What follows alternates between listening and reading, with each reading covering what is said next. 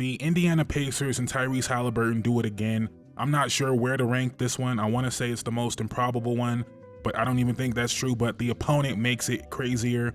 After having 18 turnovers in the first half, they only have 6 in the second half. And after that first half, I was so ready to come up here and make a video talking about Indiana's role players and how it's going to be a tough series for them, and I still feel like it's going to be that way. But Nesmith, Turner, Obi Toppin, all I felt were kind of really bad in the first half. Well, Turner, you know, blocks shots, protects the rim, stretches the floor. But the little nuanced things of the game, I felt like the game was moving too fast for Indiana's role players. And then the second half, they come out and are incredible, right? You're thinking the way they're going to come back is Haliburton, Siakam got to take over. That really didn't happen in the second half either. And there were multiple points in this game where you're like, okay, Indiana's coming back. Oh, that's it. It's over, right?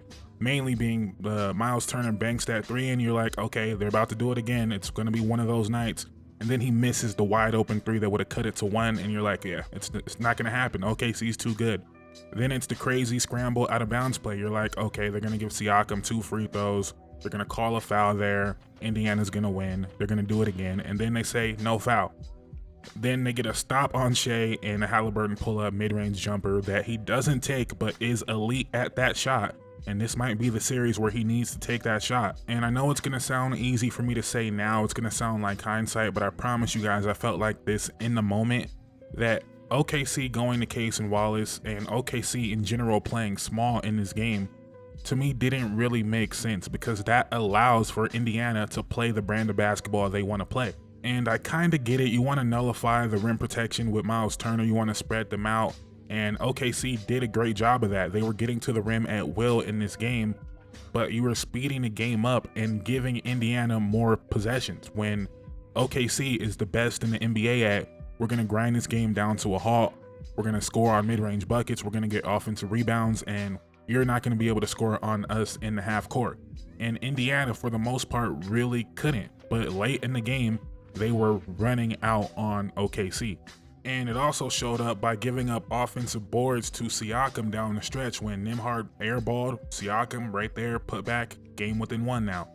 The little bit of success they had in the half court to me was a lot of Andrew Nembhard. We've seen Tyrese Haliburton off the ball in a way I'm not sure we've seen all year in that fourth quarter. It was Nembhard go do something, and Tyrese is going to be the connecting piece out there. Of course, Tyrese is going to be Tyrese, but they put the ball in Nembhard's hand and said go to work against Case and Wallace, against Lou Dort, and there was some mixed results in there, but they needed someone else to go do something, and Nembhard provided that for them. And it's funny because if Indiana goes on to win this, Tyrese Haliburton is going to get all the praise in the world, as he should, but you look back at that Knicks game, that was really the Nesmith game, and then Tyrese came and hit the shot. This game, Tyrese really wasn't on much, but he came and hit the shot, so he's going to get rewarded for that. He's going to be remembered for that, as he should. But in the moment, you guys watching it, Nembhard in a lot of ways won them that fourth quarter. Then there was the Siakam missed free throws. You're like, oh man, they had it, but they're going to blow it. And then they still find a way to pull it out. Obviously, I'm reacting off pure emotion right now. There was a lot of things I seen in this game that I like for OKC. Of course, they pretty much dominated this game until they didn't, as is the recipe with Indiana. So we could talk about that at a later date. I also just think it's crazy where Thomas Bryant is getting real minutes in the finals, where AJ Mitchell is getting real minutes in the finals. These two coaches are crazy. Thomas Bryant a -9 in 8 minutes. TJ McConnell a -13 in 17 minutes. Crazy, but playing 12 guys is what got Indiana here. I have no reason to believe it's gonna stop now, especially since they came out and got that win. Will Mark Daigneault come back with the same starting lineup in game 2? I was going to criticize it even if they won this game. I know that's easy to say right now, but I didn't like it because, one, again, it gives Indiana a place to put Tyrese Haliburton on defense with Case and Wallace, and 2, it makes the game faster, which in my eyes is not what OKC wants to do. So I didn't like that lineup, but I was also going to praise him, even though I disagreed with it, for being bold enough, for checking the ego in a lot of ways, where most heavy favorites are not going to say, you know what we're going to do? We're going to preemptively change our starting lineup because we respect you guys that much.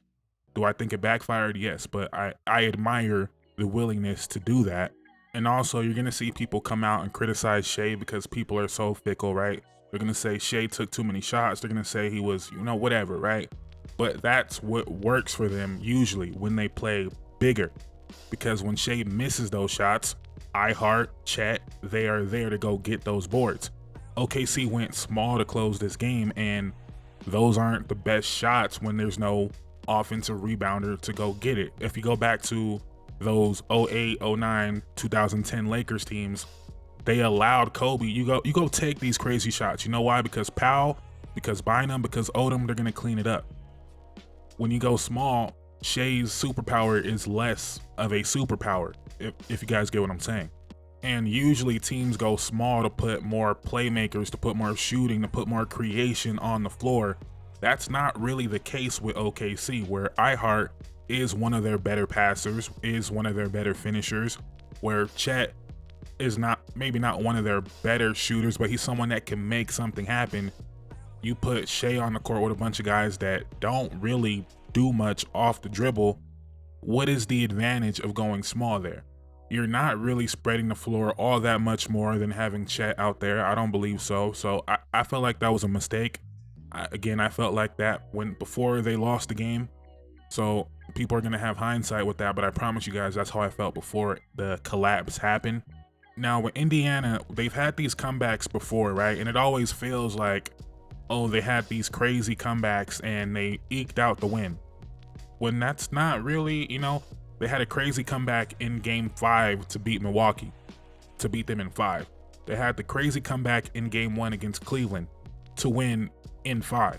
They had the crazy comeback against New York in game 1 to win in 6. But even that, it took a crazy, miraculous 20-point fourth quarter from Cat to even force that to a 6-game series. So they've had these crazy comebacks, these quote-unquote lucky comebacks, to end up winning in a series that didn't feel all that close, right? These moments are iconic, but they feel like, oh, you barely got out of there alive. No, they won in 5 against Cleveland. They won in 5 against Milwaukee. So I say all that to say, is this going to be the time where they win that game? And if they don't win that game, they don't win the series. Because I came away from this game feeling like OKC was dominating, even while not necessarily playing the way I would advise them to play. I still felt like they were getting what they wanted. I still felt like Indiana couldn't really score on them, and they end up losing the game. I can't imagine we're gonna see Indiana look so much better than the opponent like we did in New York and Cleveland, right? Where after game 1, even though it was a shocker, even though the shock to the system, all that, Indiana just looked like the better team throughout those series. Is that really going to happen here, or is this going to be a scenario where they eked out that game 1 to barely force a game 7, and then whatever happens, happens? I could also, of course, see a world where OKC just wins the next 4. I could see that happening. Again, I thought OKC was dominating this game in a lot of ways. Felt like they should have been up by more points, but it is what it is. Indiana does it again. Will they have enough to keep it going? Let me know in the comments down below. Please like, comment, subscribe on the road to 10,000 subscribers. I would greatly appreciate it. Thank you guys so much for watching. I'm out. Peace.